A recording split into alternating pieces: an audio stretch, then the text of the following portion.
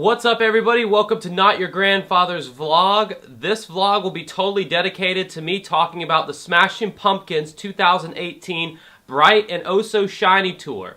Now, a few videos ago, I talked about how we almost got a full Smashing Pumpkins lineup for this new tour and how bassist Darcy was so close to joining the band, but it didn't quite happen, and I go in depth about that. There was this whole text message exchange between Billy Corgan and Darcy that went public, and you can click on this card here or there, wherever it's going to be when I edit it, and you can check out that video to get the scoop on why there wasn't a full Pumpkins reunion.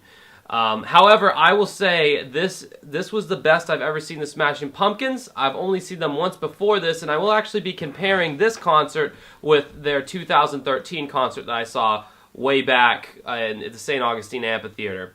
So this show I saw at the Tampa Amalie Arena. I'm not familiar with Tampa, so I don't even know if I'm saying that right. Apparently it's a type of motor oil or something like that. But anyway, when I found out that this was at an actual coliseum instead of an amphitheater, I freaked out because initially I thought that this was going to take place at an amphitheater, which historically I have hated seeing live music at amphitheaters. There is so much open air for the sound to escape, therefore the bands never hit as hard or feel as powerful than when you're trapped in this square building where there's no place for the sound to escape. So I was super happy to see the Smashing Pumpkins in this coliseum setting instead of an amphitheater like I had previously. Now, as I said before, we got not the entire Smashing Pumpkins lineup, but we got 3/4 of the original lineup of the Smashing Pumpkins on this tour. And we even got Jeff Schroeder, who has been in the band for the past, I don't know, 15 years now? Probably not that long. More like probably the past 11 or so years. He joined during the Zeitgeist era of Smashing Pumpkins, and I don't know, he's been in there so long, it's kind of like, you know, he's almost a legit Pumpkin at this point. But 3/4 of the original band, so we got James Iha, Jimmy Chamberlain, one of my favorite drummers of all time, by the way, and Billy Corgan. Forget about it, dude. This show could not have sucked. There was no way it was going to suck, and suck it did not. So I want to go all through this here. I want to talk about the set list. I want to talk about the stage show. I want to talk about the 2013 concert and compare how much better they've gotten. So the stage setup was fantastic. They had this big vertical monitor, what appeared to be. I knew it was some kind of video screen. And when you first got in there, you didn't know what it was going to be used for, what was going on. The opening band, Metric, which is a band whose sound I do not care for whatsoever, were playing, and the whole time I'm thinking to myself, like, what are they going to use that huge screen for? Well, I soon found out. The show opens up with Billy Corgan walking out from this monitor that separates, it divides into two smaller panels, and Billy Corgan walks out of this tunnel of light, and he's just got an acoustic guitar, and he's playing Disarm with just him and his guitar and some backing tracks, and it was just incredible. The monitor panels then go back into one, and they start showing all kinds of pictures of Billy Corgan as a kid. They're showing home movies of him as a kid, and in like almost a Microsoft Paint type program, they're doing all these brush strokes over Billy's face, and they're painting X's in his eyes, and they're writing all these subversive sayings, and it was like really just cool and unique way to start the show. Let me just say, this show was, if I could summarize it in one word, fan service. Okay, 2 words. This show was fan service to the T.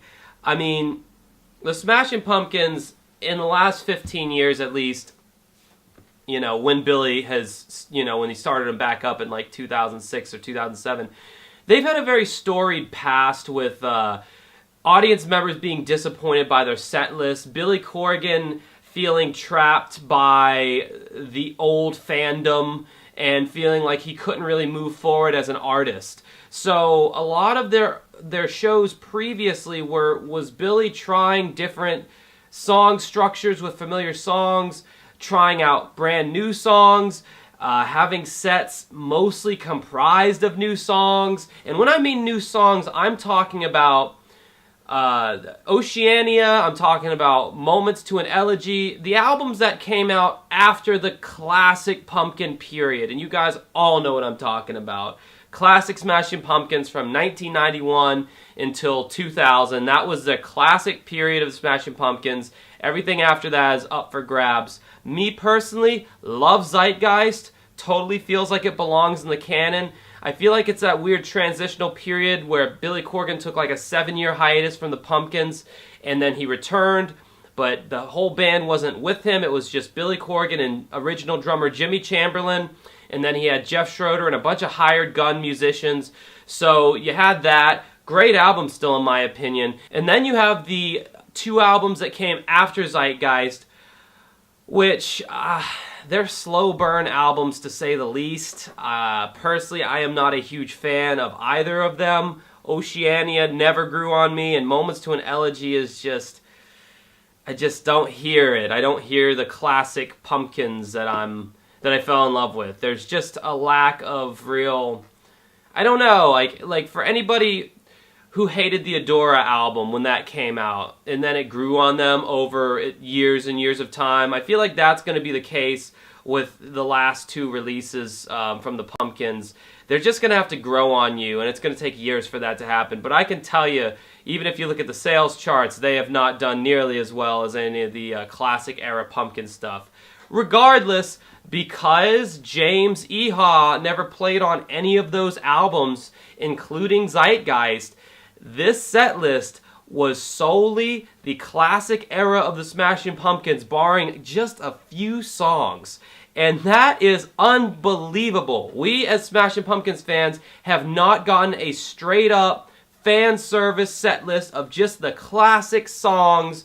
We have not gotten that in a long time. And I solely believe it is because James Iha is in the band now, and he did not play on anything after, well, I think Machina, the last album that they released. So he wasn't on Zeitgeist, he wasn't on Oceania, and he wasn't on Moments to an Elegy, so we got nothing off those albums.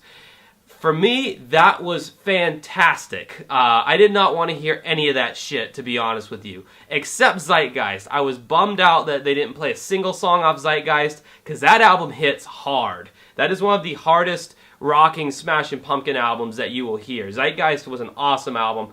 Bummer they didn't play a single song off that album, but hey, we got songs, we got so many songs off of Gish, or Gish, or however you want to say it, Siamese Dream, Melancholy Infinite Sadness, Adora, Machina, or Machina, however you want to say that. I don't know why his albums are always up for grabs. Then you got some songs off of Pisces Iscariot, their B-Sides and Rarities album they did in between Siamese Dream and Melancholy. I mean, for Pisces Iscariot, I mean, come on. They played I live on this set list. Do you understand that? They played the song I, which was off the, I want to say, Lost Highway soundtrack, which I've made a whole video about how great that soundtrack was. Oh my god, like that, they never play that song live. So this set was just fan service out the ass. The stage setup was amazing. Very entertaining. The lighting and just the props on stage, the big pillars that, I mean, that screen and those pillars, they were shifted all around to make all kinds of configurations that were appealing to the eye and kept your interest. There was a point in between some of the songs where former Sugar Ray singer Mark McGrath appeared on the screen, dressed as like this carny with this striped shirt and this like carny hat. And he was just like doing the whole carny thing, you know, like, and he would transition into some of their, like, he would transition the band into some of their songs. And I gotta say, it was so silly and it was so crazy, and it was like this light-hearted breath of fresh air in between, because some of their songs, you know, can be dense, so then you get this very cartoony thing in the middle. I really liked Mark McGrath in that role. Like, I thought he was amazing. I'm like, man, Mark McGrath needs to like do more with that character. It was really, it was quite hilarious. So let's just go through the set list here. I'm going to try to put it up on the screen. So as I said, it was Billy's solo opening with Disarm. And then they went into Rocket, which was off of Siamese Dream. Then they went into Siva, which was off of Gish. I'll just call it Gish for make it easy on everyone.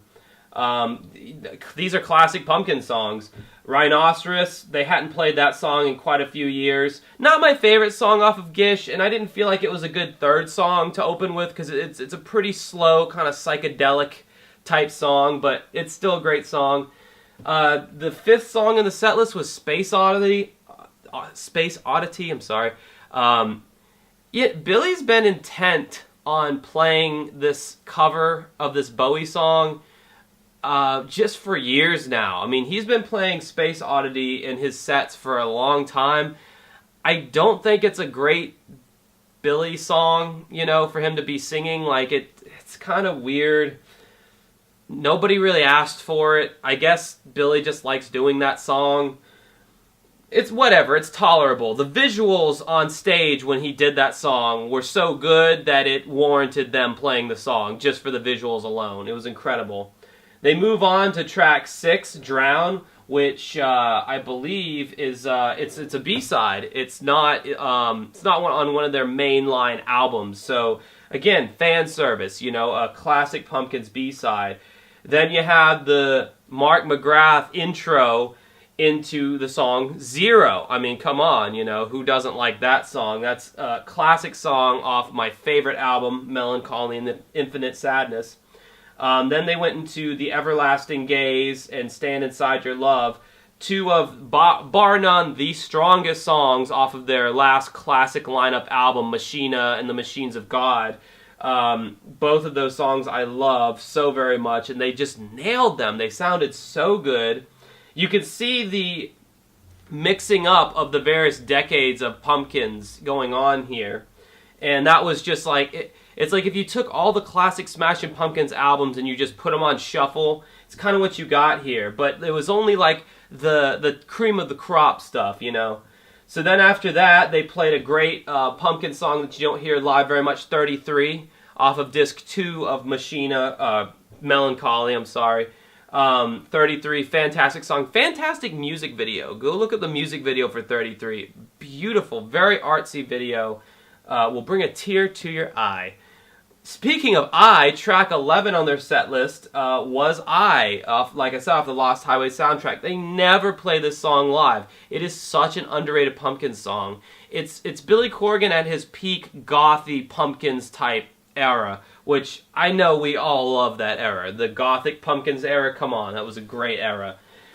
They go into Soma, which is a huge fan favorite off of Siamese Dream. I think it's a pretty good song, but I don't think I like that song as much as other Pumpkins fans do. Then, of course, since James is in the band, they gotta give James Iha his one of his songs that he sang on, Blew Away. I gotta tell you, at this point in the concert, that's when everybody left for the pisser. I mean, everybody left to take a bathroom break. I couldn't believe how many people left at that point.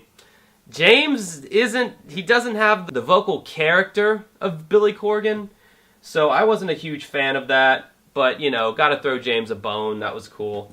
Then they start getting into their Adora period, an album that is so underrated that, like I said earlier, fans love it now, but at the time they hated it. He plays For Martha. This is a very misunderstood album, I think, because Billy was definitely making a statement with this album, and I believe it's towards his mother. So you get a lot of like acoustic numbers, but then you get a lot of that kind of gothy electronic Pumpkin sound that everyone has now come to know and love. So they go in from that to Sheila, which is another Adora track that was really great.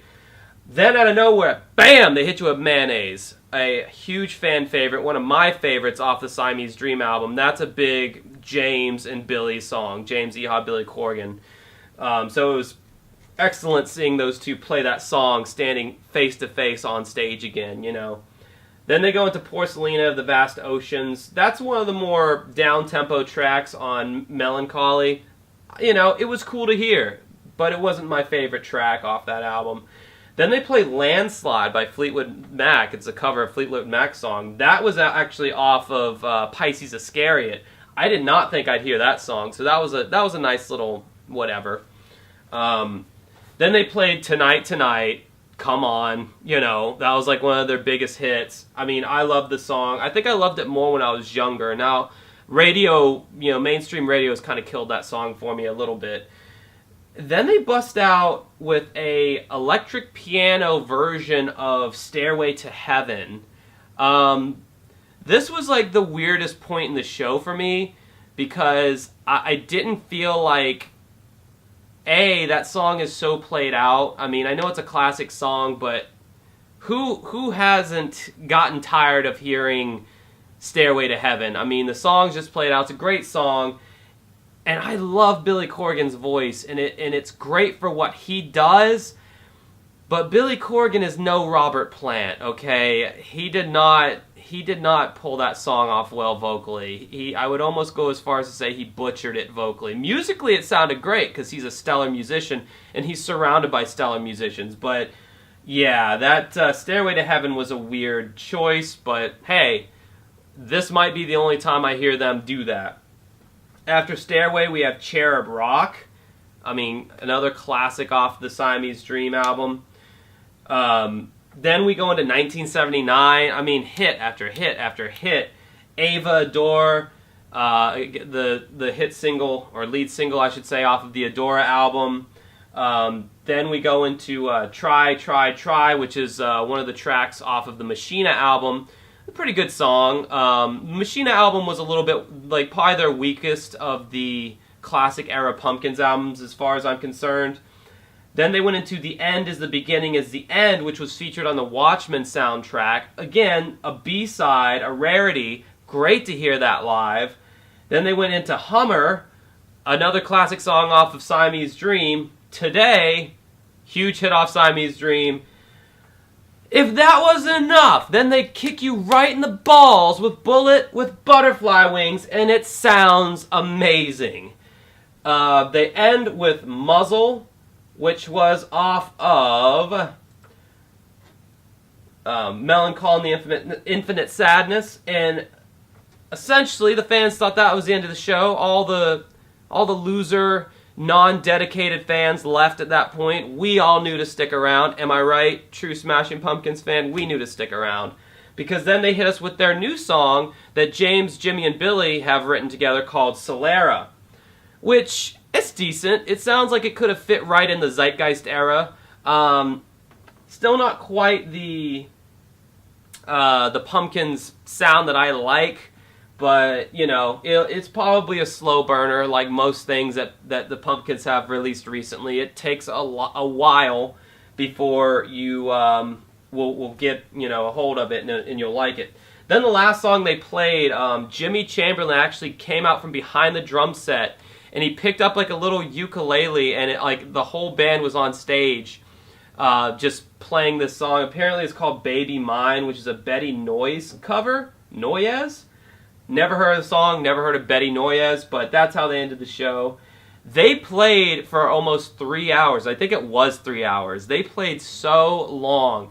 I don't think there's a single Pumpkins fan out there that can say they did not get their money's worth. I can't think of any song that they didn't play that I wish they would have played. Of course, I have my selfish selections. I would have liked to have heard more of Disc 2 of the Melancholy era, but I mean, come on, dude.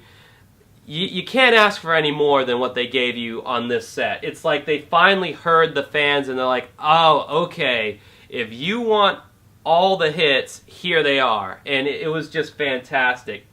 Now, instead of Darcy on bass, they had Jack Bates, which is apparently the son of the bass player from the band New Order.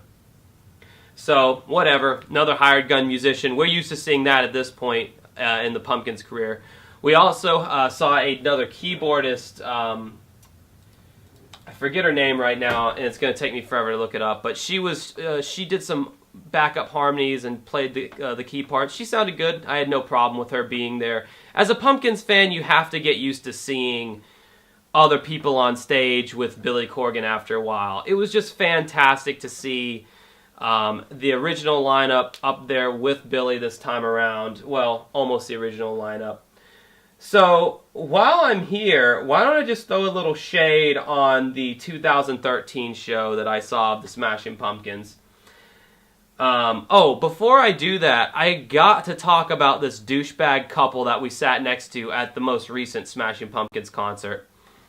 So, I go there with my friend Stephanie, my bandmate, and we're sitting there in Metrics playing, and they're not even very loud. They are so not loud that you can hear the rumblings of everybody talking. It's the fucking opening band, people. Come on. That's what people do. You talk through the opening band because no one's there to see them. Apparently, the people to our right were very much there to see Metric, and they were uber offended that we were talking.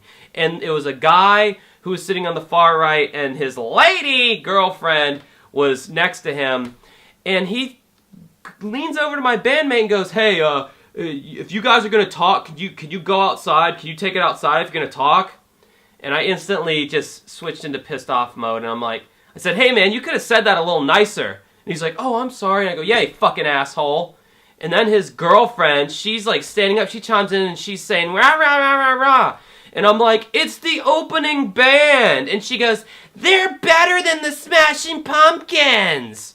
And I just go, wow. And I just turned away. Because if you think Metric, if you went to that show and you could have honestly told me that Metric, and forget all the stage setup and all that stuff, if you could tell me that Metric was better than the Smashing Pumpkins, you are fucking insane, and I do not respect your musical opinion. Metric, I was listening to their music, okay? It was some of the most generic, boring, just flaccid tones and melodies, and she sounded sleepy up there. She sounded like she was physically sleepy, the lead singer of Metric. So that was just a funny little tale of what happened at that, we moved seats over and we just sat on the opposite row. Thankfully, there wasn't many people in the row that we were sitting, and we didn't have to sit next to those fucking uptight assholes. So I feel like at this point in the video, I didn't really convey how rude these people were, and it just seems like we were the ones being the dicks who were talking loud. But it was literally like, it was hard to describe the look this guy was giving us. Just eyes open, staring, and it's like, my big problem with him is he was acting like he was the concert police. Like he had the right to shut us down and tell us that we couldn't talk. It didn't come through in the video so well, and we seemed like we were maybe being the bitchy ones, but I'm telling you, if you were there, you would have seen it. Like, I just wanted to convey that. Like, we weren't being the obnoxious people that talk before a movie. Like, these people genuinely were being assholes. Anyway, the 2013 show, I was in an amphitheater, okay, St. Augustine Amphitheater. The sound is so dissipating in amphitheaters. You will be there listening to the band and you're just not feeling that pounding in the chest from the bass and the kick drum.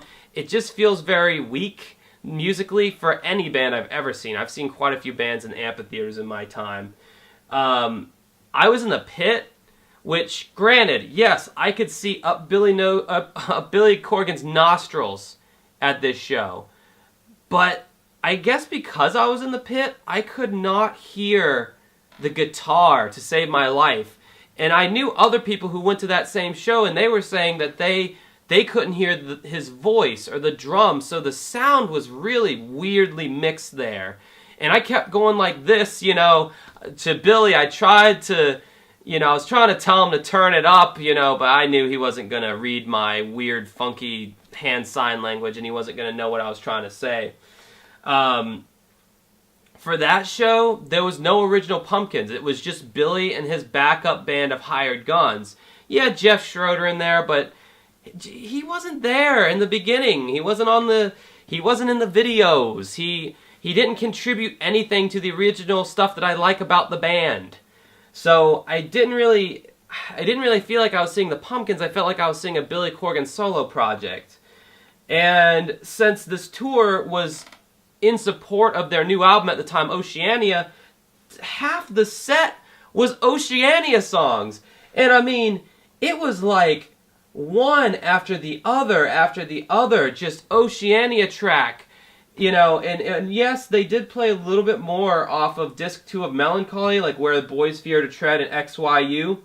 But then, by track 10, you don't get another classic Pumpkin song until track 18 with Ava Adora.